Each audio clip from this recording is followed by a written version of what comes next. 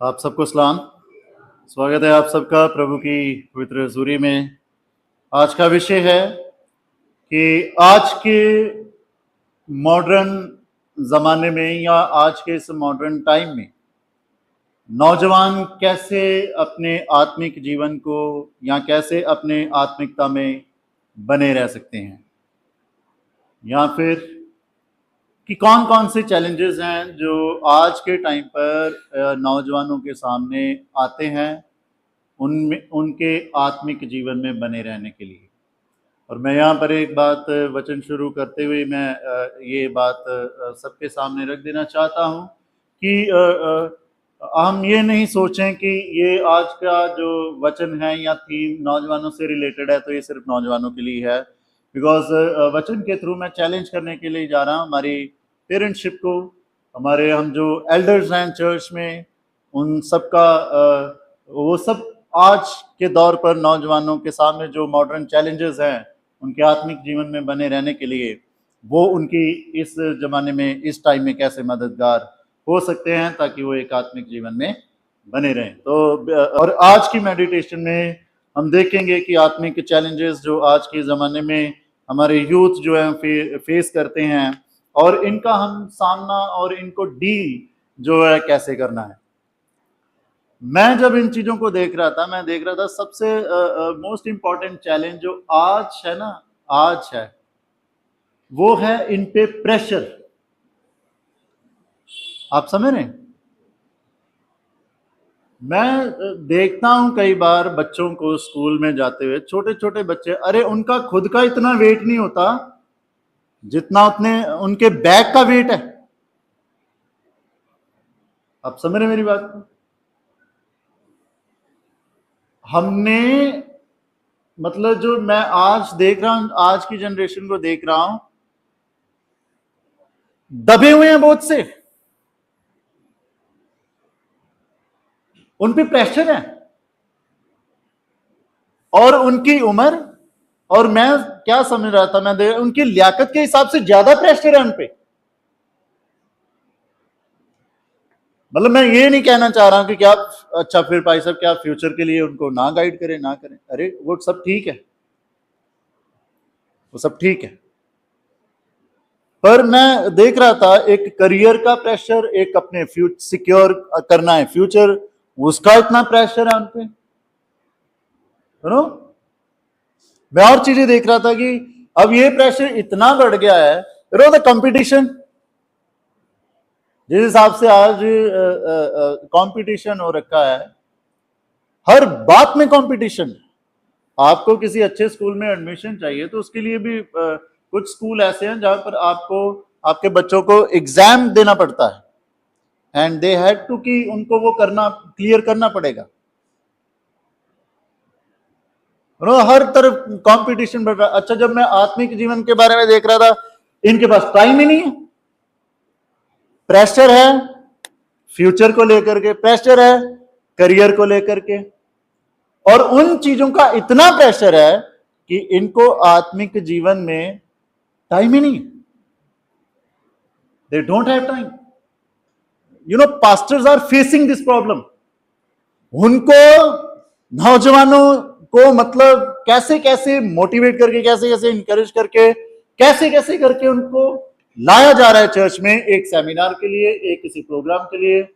हमें you know we need to be serious about this.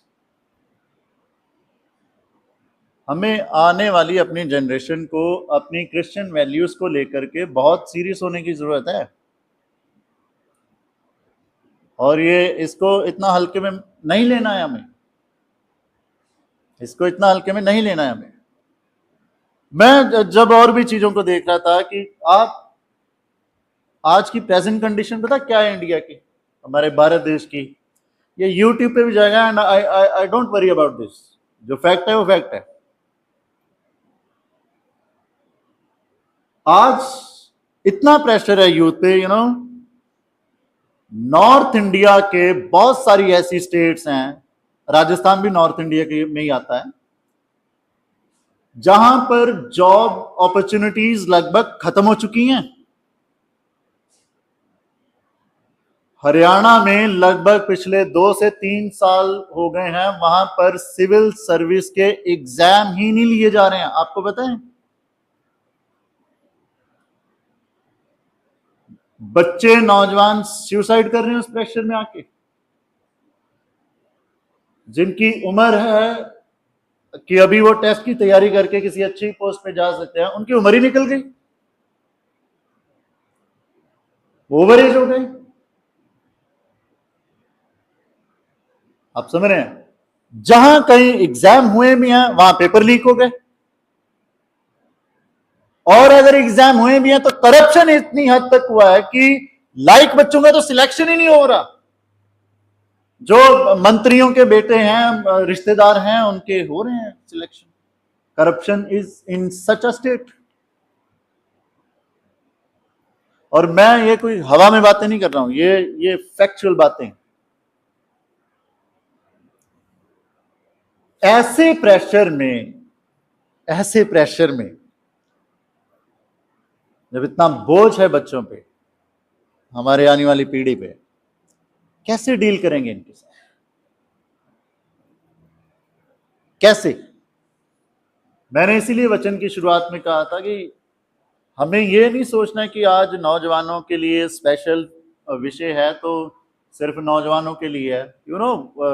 हम सबकी भी जिम्मेदारी है कि ऐसे प्रेशर में इनकी कैसे मदद करें। जब ये चीजें देख रहा था, मैं जब ये सारे चैलेंजेस देख रहा था, तो मेरे सामने एक बात आई, और वो ये है, खुदा के कलाम में बहुत ही बेहतरीन है कि जब खुदा हमारी ओर है तो हमारा विरोधी। ये नौजवानों ने सुनी ये बात?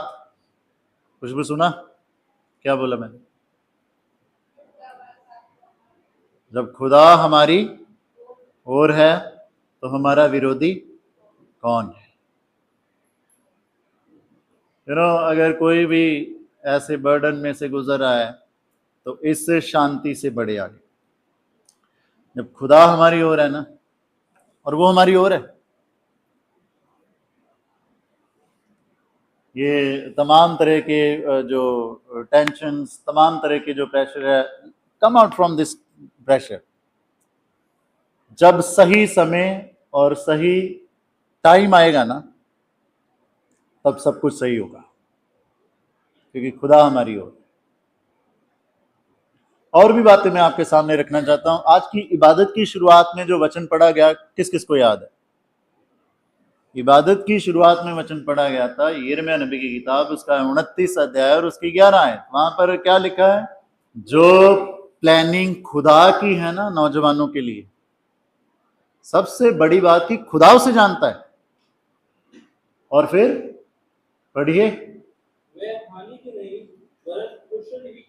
आप देख रहे हैं, चाहे कितना भी प्रेशर है, चाहे कुछ भी प्रेजेंट कंडीशन है इंडिया की, कुछ भी चल रहा है, खुदा ने क्या कहा? मेरी जो योजना है ना तुम्हारे लिए, वो तुम्हारे नुकसान की नहीं है,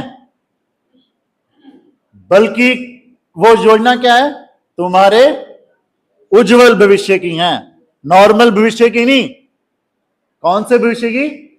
उज्जवल भविष्य की। और जब ये प्लानिंग है ना खुदा की हम सबके लिए, तो हमें एक और बात मैं यहां पर रखना चाहता हूं।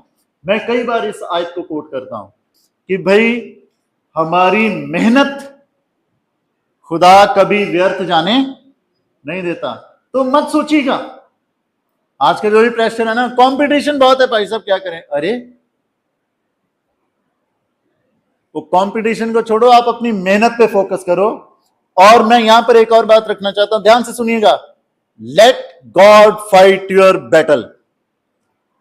खुदा को अपनी लड़ाई लड़ने दो, आप बस अपना मेहनत जारी रखो।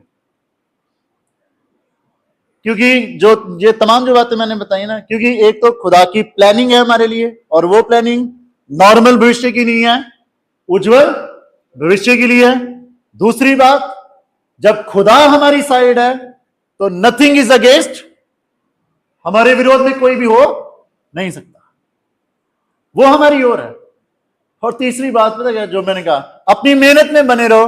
और चौथी बात, मत्ती की अंजील 6:33 में लिखा है, पहले उसके राज्य और धर्म की खोज करो तो ये सारी चीजें तुम्हें दी जाएगी। जो भी आप मेहनत कर रहे हो अपने स्वार्थ के लिए नहीं करनी है। किसके लिए करनी है? मैं बहुत बार बोलता हूं, खुदा, I want this job, I want this blessing for your glory. आप समझ रहे हैं? खुदा मुझे ये चाहिए, किसके लिए? तेरी महिमा के लिए, है ना। अपने पड़ोसियों को, है ना, अपने पड़ोसियों को नीचा दिखाने के लिए नहीं, अपने रिश्तेदारों का मुंह बंद करने के लिए नहीं। मुझे ये ब्लेसिंग किसके लिए चाहिए? खुदा तेरी महिमा के लिए ना। This is something that we seek. हम खुदा के राज्य के लिए मांग रहे हैं। मत्ती 6:33 में यही लिखा है कि पहले उसके राज्य और धर्म की खोज करो। We seek all kind of blessings. हम सब तरह की ब्लेसिंग किसके लिए मांगते हैं? अपनी शोभा के लिए। Stop doing this.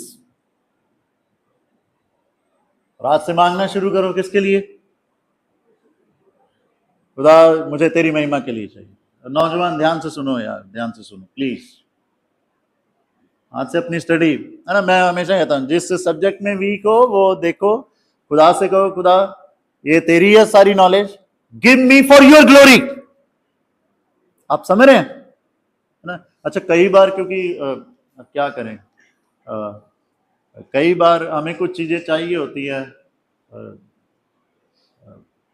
कि दूसरों को पता चलेगा कि मैं कितना इंटेलिजेंट हूं। स्टॉप सच बिहेवियर। नौजवान सुन रहे हैं ध्यान से?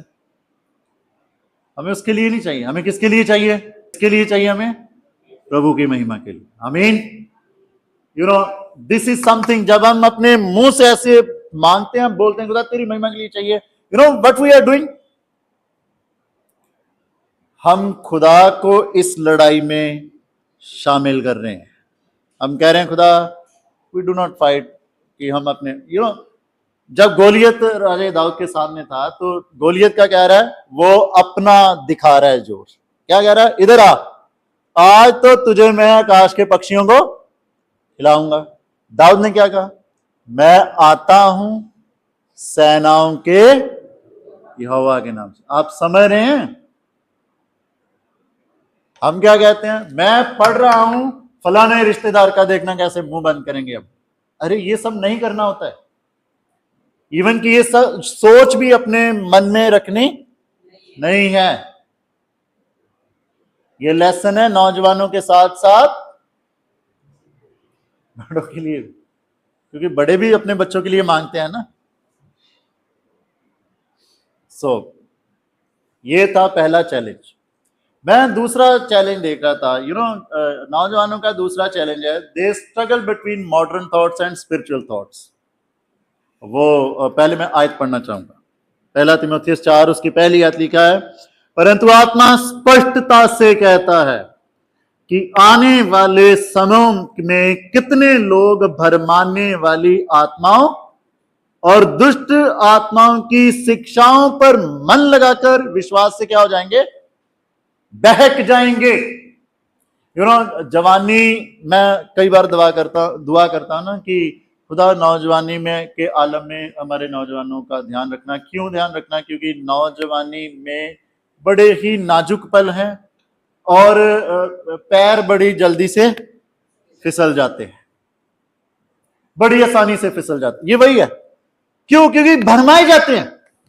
आप समझ रहे मेरी बात को? ये भरमाए जाते हैं।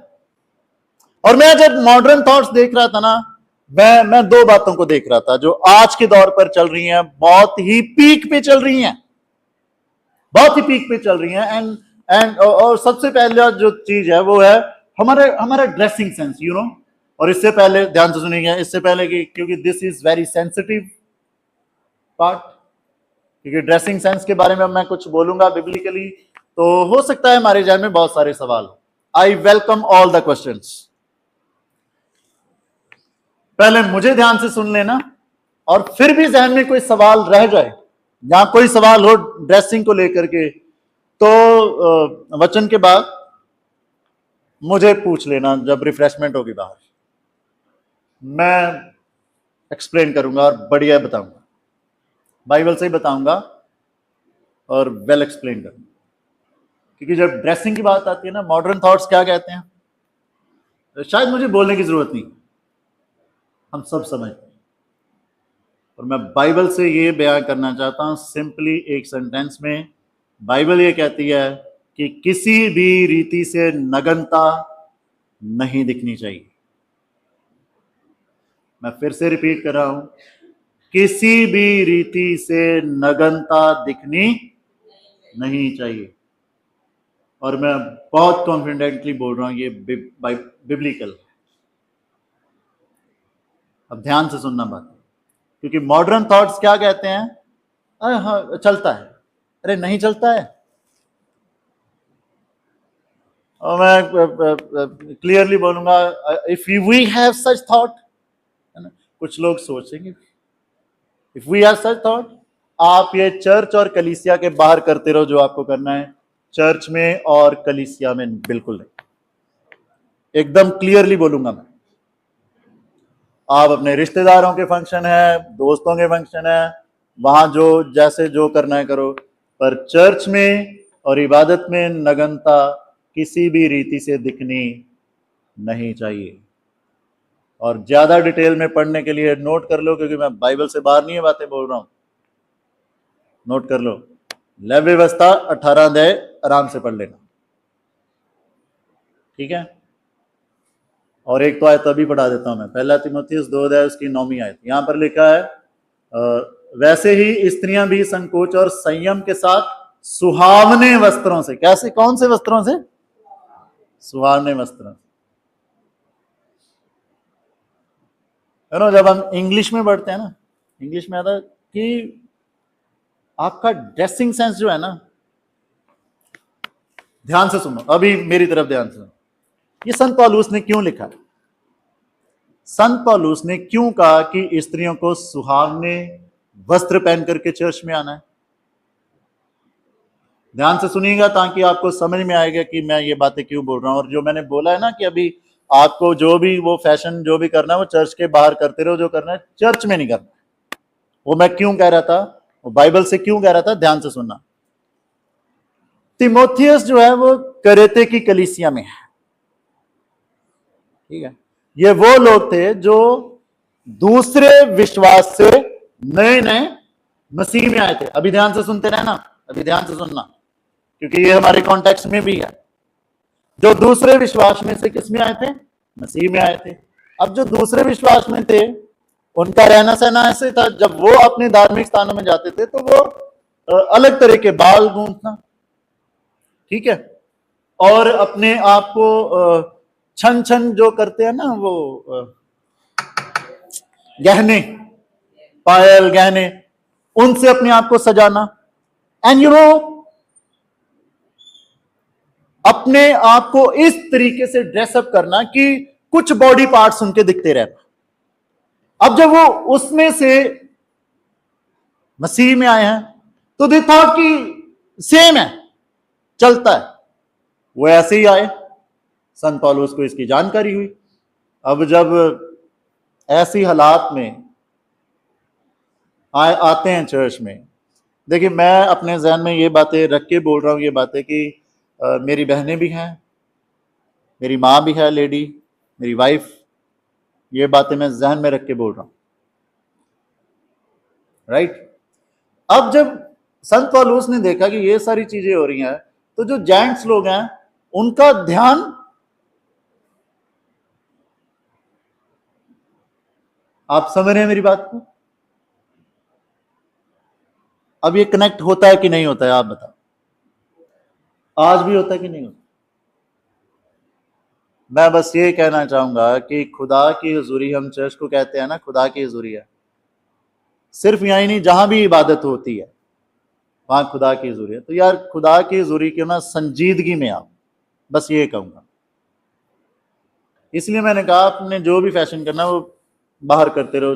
आप ज्यादा मॉडर्न थॉट्स रखते हैं, ठीक है, आप करते रहो, बट प्लीज चर्च में और खुदा की हुजूरी में अवॉइड करें। ये वो मॉडर्न थॉट है।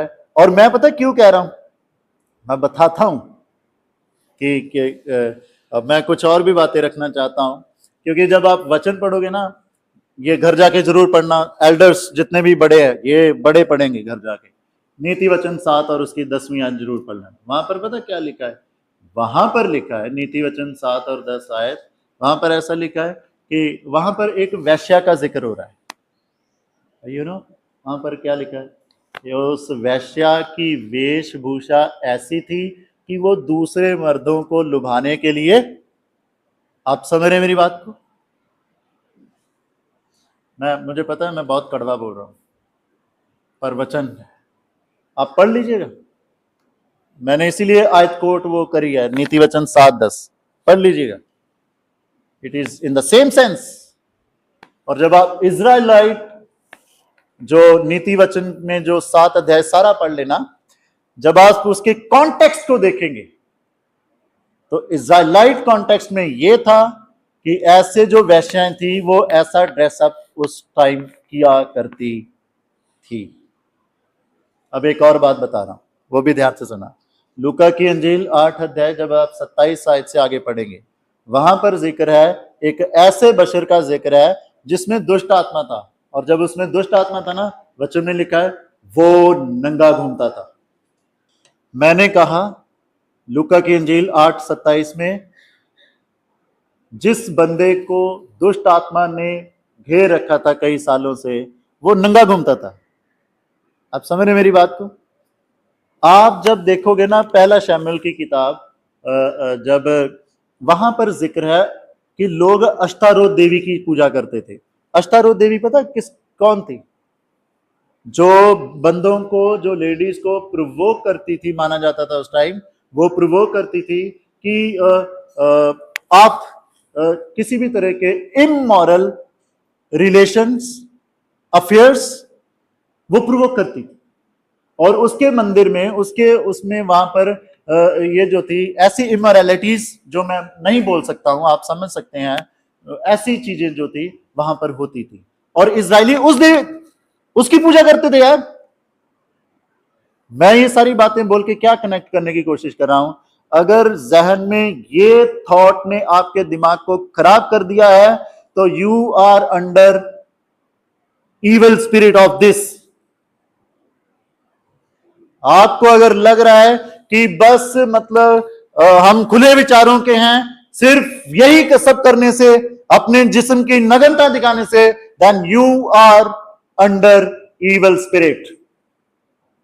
इसे बाहर आओ, खुद दुआ करो और अपने पासवान से भी दुआ करवाओ कि हमें ऐसे विचारों से निजात मिले। Children are youth are facing this problem. ये कर रहे हैं सामना, ये सामना कर रहे हैं। हम कैसे गाइड करेंगे इनको? ऐसे गाइड करना, ऐसे गाइड करना। दूसरी बात मैं रखना चाहता हूं, दूसरी बात है, आजकल जो प्रचलन चल रहा है मॉडर्न जनरेशन में, इसको भी ये मॉडर्न थॉट, और वो समझते हैं कि हाँ ठीक है, ये वो पता क्या है, यूजिंग अब्यूसिव लैंग्वेज इनके लिए नॉर्मल चीज हो गई है। दोस्तों में गालियां देके बात करना, ये नॉर्मल हो गया। और खुदा के कलाम में क्या लिखा है पता है? तेरे मुंह से कोई भी गंदी बात ना निकले। असल में ये लिखा है, जो हम मुंह से बोलते हैं उसका असर आता है हमारे घर में, हमारे परिवार में, इवन के हमारे जीवन में,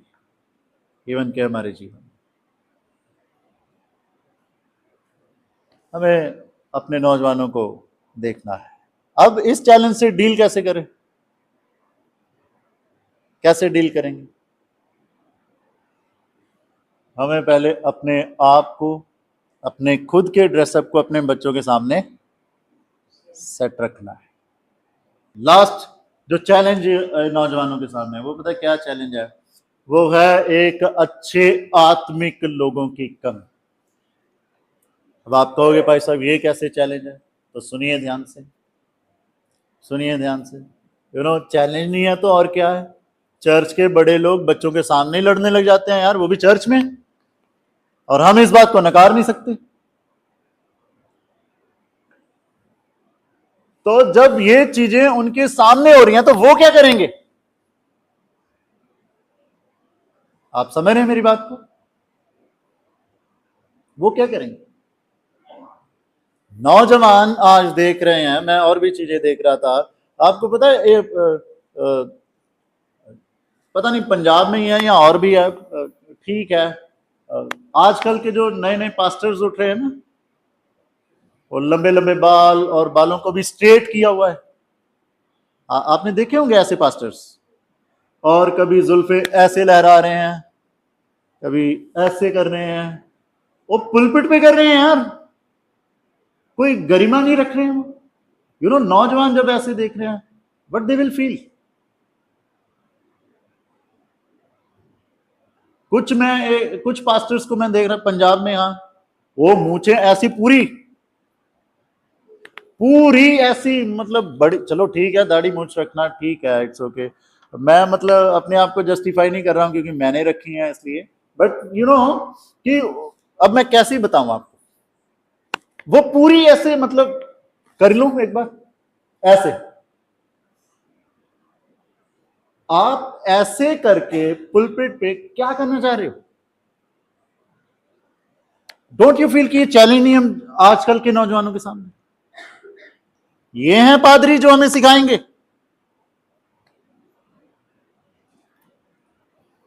एक और है, एक वो लेडी पास्टर है, इंडियन लेडी पास्टर है, ओहो, उसका नाम नहीं मुझे पता, मैं वीडियो एडिट करूंगा, अगर मुझे उसकी फोटो मिल गई तो मैं वीडियो में जरूर डालूंगा उसकी फोटो, मुझे कोई डर नहीं। क्या सीखेंगे हमारे बच्चे? और ऐसे जो लोग हैं वो आगे आने वाली जनरेशन को क्या सिखाएंगे? वो क्या सिखाएंगे नौजवान बच्चों? अच्छा, मुझे तो इस बात की हैरानी रहती है, बहुत सारे चर्चेस इनको गेस्ट स्पीकर कैसे बुला रहे हैं? वो ऐसे ही, वो लेडीज ऐसे ही इंडियन कॉन्टेक्स्ट में है, नंगे सिर पुलपिट पे चढ़ रही हैं, क्या क्या तमाशा लगा रखा है? हमारी आगे आने वाली जो जनरेशन है वो तो फिर है ना, क्या क्रिश्चियन वैल्यूज को जिंदा रखेंगे, कायम रखेंगे? Avoid such pastors videos to be played in your at your home, avoid. इसका असर आता है। मैं एक दिन बता रहा था ना कि हम जब पादरी बनते हैं तो हम हमारे वहां कॉलेज में 45 चीजें नोट की जाती हैं हमारे अंदर। हम नहीं सीरियस है, नौजवान क्या सीखेंगे? वो क्या ही गरिमा रखेंगे चर्च में? वो क्या ही क्रिश्चियन वैल्यूज को संभाल करके रखेंगे? We need to be serious about this. और मैं ये देख रहा था, ये बहुत बड़ा चैलेंज। अच्छा, इसको कैसे नौजवानों के तौर पर जब मैं सोच रहा था कि इसको कैसे, ये चीज कोई नई नहीं है, मत सोचिए कि ये चीजें नहीं है, ऐसी चीजें हुई थी। तब पता कौन उठा था? जो सीखने वाली चीज है, सब नौजवान भी सुने ध्यान से और सब बड़े भी ध्यान से सुने, तब उठा था मार्टिन लूथर। आप समझ रहे हैं?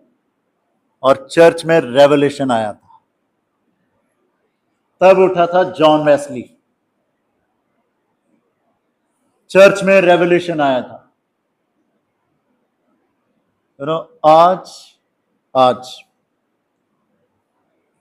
नौजवानों को उठने की जरूरत है ताकि वो एक आत्मिक रेवोल्यूशन, मतलब जागृति, एक रिवाइवल जो है वो कलीसियाओं में और चर्चेस में लेके आने वाले हो सके। और खुदा के कलाम में लिखा है, यशायाह नबी की किताब उसका 41:10 में लिखा है, मत डर, मैं तेरे साथ हूं, मैं तुझे हिम्मत दूंगा, मैं तुझे सामर्थ दूंगा आगे बढ़ने की और एक स्पिरिचुअल चेंज लाने की, एक आत्मिक चेंज लाने की। आखिर में मेरे अजीजों, मैं वचन को कंक्लूड कर रहा हूं, और मैं वचन को कंक्लूड करना चाहता हूं, यहाँ पर आखिरी आयत पढ़ना चाहता हूं, 1 तीमुथियुस 4 उसकी 16 आयत। यहाँ पर लिखा है, अपनी और अपने उपदेश की चौकसी रख, इन बातों पर स्थिर रह, क्योंकि यदि ऐसा करता रहेगा तो तू अपने और अपने सुनाने वालों के लिए भी उद्धार का कारण होगा। नौजवानों सुन लो ध्यान से, जो चीजें आज सीखी हैं आप ऐसा करते रहेंगे।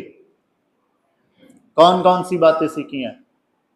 टेंशन नहीं लेनी है, बस अपना काम पे फोकस रहना है। सबसे पहली बात यही सीखी ना, किसी रीति के बोझ के तले नहीं दबे रहना है। God has a beautiful future for all of you. खुदा की एक बहुत अच्छी और सुनहरी योजना है आपके भविष्य के लिए। बोझ के तले नहीं दबे रहना है, बस अपना काम अच्छे से करो।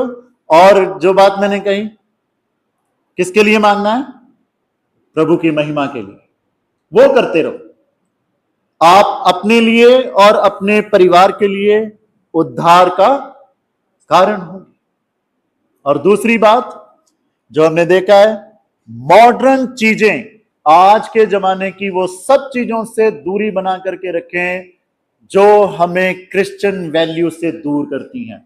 चाहे वो ड्रेसिंग सेंस है, चाहे वो लैंग्वेज सेंस है, चाहे वो कोई भी बात है, उन सब से दूरी बना करके रखें जो हमें क्रिश्चियन वैल्यू से दूर करती हैं।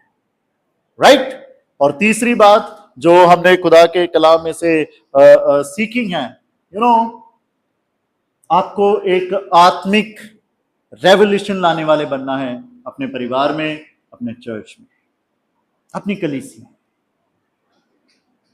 अपने चर्च में, अपनी कलीसिया। अब क्योंकि मैं असाइनमेंट जरूर देता हूं, आज की असाइनमेंट बड़ों के लिए भी, सबसे पहले बच्चों के लिए, नौजवानों के लिए, उसके बाद बड़ों के लिए, तो नोट कर लीजिए।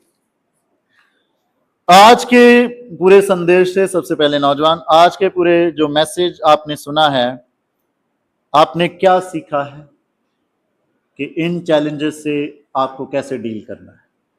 सबसे पहले नौजवान, बड़ों के लिए है, जब आप ये सारे चैलेंजेस अपनी कलीसिया के नौजवानों के लिए, अपने घर के नौजवानों के लिए देखते हैं, तो आप क्या समझते हैं कि आपकी क्या जिम्मेवारी है? ठीक है, तो तब आप अपने कलाम के द्वारा हम सबको आशीषित करें। आमीन। आइए दुआ करें। पिता परमेश्वर जी, हम धन्यवाद देना चाहते हैं एक अच्छी बातचीत के लिए, क्योंकि इस मॉडर्न टाइम में हमें बहुत ही सीरियस होने की ज़रूरत है अपने नौजवानों के लिए। शुक्रगुजार हैं कि अपने कलाम से आपने हमें सिखाया है, हमें मार्गदर्शन किया है। प्रभु जी, इन बातों में आगे बढ़ने की बरकत देना, ताकि हम अपनी पीढ़ी को संभाल सकें आपकी महिमा के लिए, क्रिश्चियन वैल्यूज़ के लिए और आपके नाम को ऊंचा उठाने के लिए। प्रार्थना यीशु मसीह के नाम से मांगते हैं, आमीन।